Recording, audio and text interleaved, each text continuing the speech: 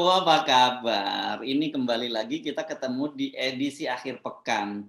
Seperti biasanya, kan kita mestinya ngomongnya yang santai-santai kalau akhir pekan tuh ya, Bung Rocky. Ya, yang santai aja. Ya. Jangan hal-hal yang membuat jengkel lah, yang santai-santai aja. Nah, Anda udah nyinggung jengkel itu kan karena kalau kita baca-baca media edisinya itu peristiwanya kemarin di hari Jumat itu edisinya Pak Jokowi itu jengkel, gitu ya.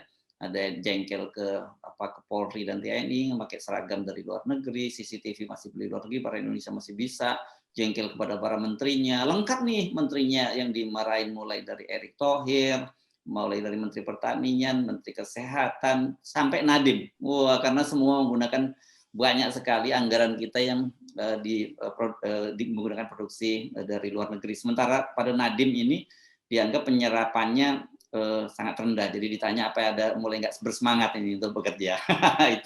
itu edisi jengkelnya. Nanti saya list dulu ya.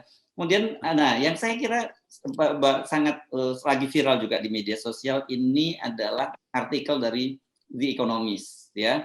Ini kalau saya cari-cari ini rupanya di seksi Asia kalau di edisi cetaknya itu tentang yang mereka udah menyoroti The Economist ini kan media berpengaruh sekali ya yang basisnya di Inggris di London, dan dia menyoroti bahwa Presiden Jokowi ini sudah mulai membaca Jokowi bakal memperpanjang masa jabatannya, dan ini kata The Economist ini dia merusak demokrasi Indonesia, menyerang gitu bahasa The Economist. Ada juga soal soal Munarman yang mengomentari pemecatan dari dari nol, Immanuel Ebenezer. Nah, yang menurut dia ini jelas ada kepentingan politik sedang bekerja.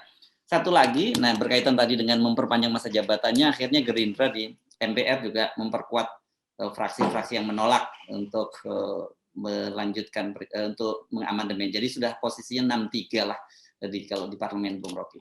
Oke, silakan Anda mau mulai jengkel duluan atau jengkelnya disimpan di belakang. Ya, mungkin sekali Pak Jokowi terlambat memeriksa tekanan darah sehingga penasihat atau dokternya tidak sempat memberitahu bahwa tekanan darah Pak Jokowi lagi naik. Tapi saya menganggap bahwa yang harus kita tertawakan bukan Pak Jokowi yang marah-marah di depan publik, tapi menteri-menteri ini yang memang udah berkali-kali disemprot tapi tetap ya nggak berubah itu. Jadi saya menduga ini kabinet ini atau 3-4 menteri yang disemprot Pak Jokowi itu mengidap semacam sadomasochism gitu. Jadi senang dia senang diomelin di depan publik atau bahkan disiksa oleh pasangannya, dalam hal ini pasangan politiknya itu Pak Jokowi itu. Karena kita mestinya tahu, misalnya Menteri Kesehatan udah berapa kali itu di jewer dan sebetulnya dipermalukan juga depan publik. Erick Thohir juga udah disindir-sindir dan demikian juga menteri yang lain. Jadi ini satu keadaan di mana Presiden Jokowi nggak paham lagi apa yang disebut sebagai disiplin di dalam kabinet teknokrasi. Kan mestinya mereka itu digebuk, jangan sekedar di jewer, digebuk aja di sidang kabinet tertutup kan, supaya terlihat bahwa betul-betul Presiden mengerti cara apa istilahnya itu memanage sesuatu secara terukur. Kalau ini kan nggak terukur, akibatnya orang kemudian mengevaluasi bukan sekedar Presiden mengevaluasi menterinya, sekarang publik mengevaluasi Presiden tuh karena marah-marah di depan publik. Kan itu intinya kan. Jadi pesannya kira-kira Presiden mau katakan, saya nggak ada soal ya, saya bukan problem saya Republik ini problem menteri-menteri saya tuh. Kan begitu kan. Jadi dia lempar tanggung jawab pada menteri-menterinya, dan menteri-menterinya itu ya karena senang disakiti diam-diam doang tuh. Jadi ini soalnya sebetulnya tuh, dan kita tahu bahwa Presiden dulu bilang bahwa nggak ada kebijakan menteri, yang ada kebijakan Presiden. Itu yang menyebabkan kita menganggap bahwa ya artinya Presiden udah nggak tahu mau bikin apa selain marah-marah tuh. Di simbol itu mestinya ditanggapi oleh menteri-menteri, dan tapi saya tahu pagi ini menteri-menteri pasti saling WA kita apain dia ya? Kan begitu kan, menteri kan ada WA grup kan. Ya, Gile gue dipermalukan itu, lu diapain, lu mau ngapain, rencana lu partai lu mau bikin apa? Jadi soal-soal beginian yang kemudian menjadi guncingan juga bahwa menteri-menteri ini mungkin juga bersiap-siap untuk mengundurkan diri, dan seharusnya mengundurkan diri. Kan orang tuh kalau dijewer di depan publik dia mesti malu, tapi kalau dia nggak punya rasa malu itu artinya ya dia sadomasochis kan, itu kesimpulannya cuma begitu. Kalau dia protes pada sikap presiden, kan dia bisa bilang, presiden kenapa nggak omeli saya secara personal aja, kenapa mesti di publik? Nah itu artinya dia tidak mengalami gangguan political seksual gitu kira-kira. Ya, ini menarik. Ya, saya kutip nih ya, gini. Beli impor mau diterus-teruskan, mau saya umumkan kalau saya jengkel. Wah, ini dan beliau saya bawa itu dalam sebuah acara ini yang diumumkan dan kemudian juga dipublish di channel YouTube Sekretariat Presiden. Jadi sebenarnya ya memang sudah diumumkan kalau presiden marah. Itu cara untuk sengaja menghilangkan jejak ketidakmampuan. Kan presiden mesti bilang, saya tidak mampu memanage menteri-menteri ini, maka saya bubarkan kabinet, saya bikin kabinet. Kan penyelesaiannya gampang sebetulnya. Tapi kalau dia marah-marah, dan marah-marah itu juga di set up supaya nanti keluar di YouTube, karena mungkin dianggap nanti kalau di publikasi mainstream nggak keluar, maka istana sengaja bikin YouTube itu. Tapi poin saya selalu adalah ketidakmampuan presiden harusnya diatasi secara internal aja. Justru sekarang terbaca, dan bacaan itu yang membuat kita anggap bahwa ya udah presiden seperti memang dia udah nggak bisa ngapa-ngapain. Dan orang udah marah-marah kan artinya dia udah nggak bisa tegur kan, dia nggak bisa kasih, ya kenapa dia nggak WA aja kan menterinya kan, ini lu ngapain sih masih buang-buang duit untuk import segala macam. Tapi kita tahu memang banyak kementerian yang doyan import karena di situ ada fee, ada apa namanya, macam-macam apa istilahnya itu, komisi, dapat ya berbagai macam keuntungan ekonomi dari impor memang. Nah itu sebetulnya yang dari awal presiden mesti beritahu bahwa dia sebetulnya tidak menginginkan impor. Kan dulu juga dia bilang begitu. Tapi kenapa dia ambil menteri-menteri yang jalan pikirannya memang impor? Ya menteri perdagangan itu kan paling malas untuk berpikir hal-hal yang rumit. Yang paling gampang ya import aja. Jadi itu soalnya tuh. Dan menteri perindustrian juga nggak tahu dia mau produksi sesuatu, misalnya mau bikin apa tuh, rumah sakit, ranjang rumah sakit, iya dia bisa bikin, tapi komponennya kan juga mesti import, kan nggak semua komponen untuk bikin barang itu tersedia di dalam negeri. Ya. Oke, Bung Rocky, kalau kita amati, apakah ini ada kaitannya dengan kegagalan dari Pak Luhut dan Pak Jokowi mengiring partai-partai politik untuk mendukung perpanjangan masa jabatannya gitu ya, sehingga beliau kok kelihatan emosional gitu. Karena ini kan seperti kita sebut tadi, Gerindra sudah akhirnya ikut bergabung juga, dan kemudian media internasional juga udah mulai menyoroti gitu. Ya betul, dan kepanikan itu yang terbaca pada perangai Pak Jokowi yang akhirnya keluar segala macam kejengkelan. Jadi kalau kita bikin skala ya mungkin jengkelnya udah 8 dari 10 yang dulu cuma 4, 5. Jadi makin lama terlihat pemimpin yang jengkel itu bukan sekedar dia sebut kata jengkel, tapi kalau yang ngucapin itu seorang Jawa bilang jengkel itu artinya udah diubun-ubun sebetulnya. Kayak kalau anak Jawa, anak Betawi bilang gua jengkel sama lu, itu mungkin bercanda, tapi ini jengkel karena betul-betul secara faktual dia nggak tahu lagi apa yang dikerjakan menteri-menterinya tuh, dan itu yang kemudian dibaca dengan baik oleh investor. Jadi kalau ucapan Pak Jokowi itu diterjemahkan ke dalam bahasa Indonesia itu apa, ekonomis pakai judul fail apa itu, jadi itu artinya bebal gitu. Jadi kebebalan presiden sebetulnya kan. Itu yang diledek oleh di ekonomis tuh. Bebal atau bahkan dungu mesti itu. Tetapi kita ingin lihat sebetulnya presiden mestinya bercermin pada pendapat di ekonomis itu tuh yang betul-betul mewakili kepentingan investor asing. Jadi kalau sekarang misalnya para investor itu lihat, oh presiden ternyata nggak bisa mengendalikan kabinetnya tuh. Jadi investor juga nggak boleh lagi masuk ke Indonesia kan, karena menganggap bahwa memang udah berantakan kabinetnya. Ya. Tadi Anda jadi judulnya itu di Economist tuh Joko Widodo is considering extending his term in office. Ya, itu judulnya. Tapi yang menarik itu subjudulnya, Bung Rocky. Subjudulnya dia menyebut bahwa Indonesia's president is contemplating on assault on his country democracy. Ini judulnya contemplating. Jadi sebetulnya itu satu bahasa yang biasa dipakai oleh wartawan yang cerdas, ekonomis itu cerdas untuk membuat sinopsis dari keadaan Indonesia. Artinya dia udah nguping segala macam posisi partai dan ambil kesimpulan bahwa ya udah Indonesia udah gagal lah, presidennya udah gagal dan masih punya ambisi itu, dan itu pertanda bahwa dia nggak punya lagi kemampuan untuk menyeberangkan Indonesia itu.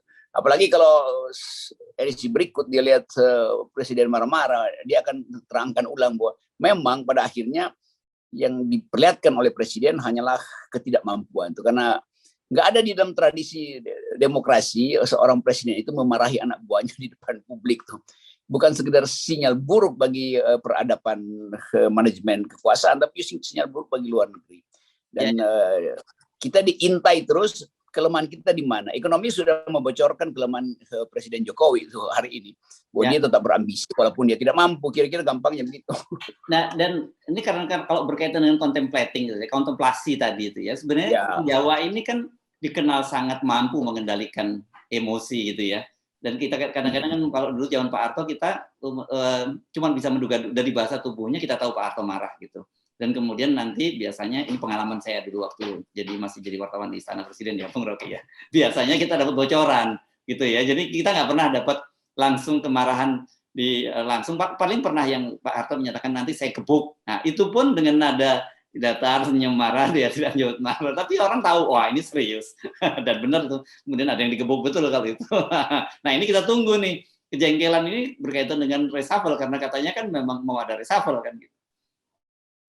Ya, juga orang yang masih nunggu reshuffle, saya lihat PAN masih sedikit ya mungkin akan dapat, lalu PKB ngancam. Tapi apa poinnya? Demi apa sebetulnya reshuffle itu? Kalau seluruh keadaan memburuk tuh, PAN juga nih suka genit-genit aneh nih, ajaib tuh. Ngapain masih berharap? Bahkan beberapa menteri udah berharap dipecat kok supaya betul-betul nggak lagi dibebani oleh kejengkelan dan kemarahan presiden. Tapi sekali lagi di ujung pemerintahan biasanya ada yang memang udah nggak bisa diselamatkan itu. Tapi ada yang masih menunggu untuk dapat rezeki kecil. itu soalnya. Oke, kita pindah ke topik yang lain, Bung Rocky. Ini berkaitan dengan persidangan Munarman dan juga kemarin dipecatnya Immanuel Ebenezer. Kan nol ini. Anda sendiri kan sempat memberikan semacam acungan jempol untuk nol, karena meskipun dia berada di kubu pemerintah, tapi ketika dia melihat dalam kasus Munarman ini dia bisa clear, dan kemudian dia tanpa diminta dia menjadi saksi yang meringankan. Dan kemudian kita tahu kan para buzzer memprovokasi Erick Thohir untuk memecat nol, dan betul sebulan kemudian pas sebulan nol dipecat betul sebagai komisaris. Jadi ya ini membuktikan atau memperlihatkan aja bahwa memang pengadilan Munarman itu didesain supaya semua orang jangan bela dia, padahal dia tadinya diancam hukuman mati itu. Tapi saudara Noel orang yang sangat jokower, tapi juga dia nggak bisa mengkhianati nuraninya kalau itu menyangkut soal hak asasi manusia itu. Jadi sebetulnya rejim ini betul-betul rejim yang rapuh. Seorang Noel yang komisaris di sebuah BUMN kecil itu pun harus dihalau dari lingkaran kekuasaan tuh hanya karena dia seolah-olah bersahabat dengan kadrun kan, itu intinya kan. Jadi tetap aja Islamofobi masih ada dan masih diperlihatkan tuh. Seolah-olah jadi sinyal bahwa hey kalian yang komisaris jangan sekali-sekali ikut di dalam membela-bela Munarman, membela-bela siapa Haris Asrar, apalagi membela-bela saya tuh, itu bisa dipecat tuh.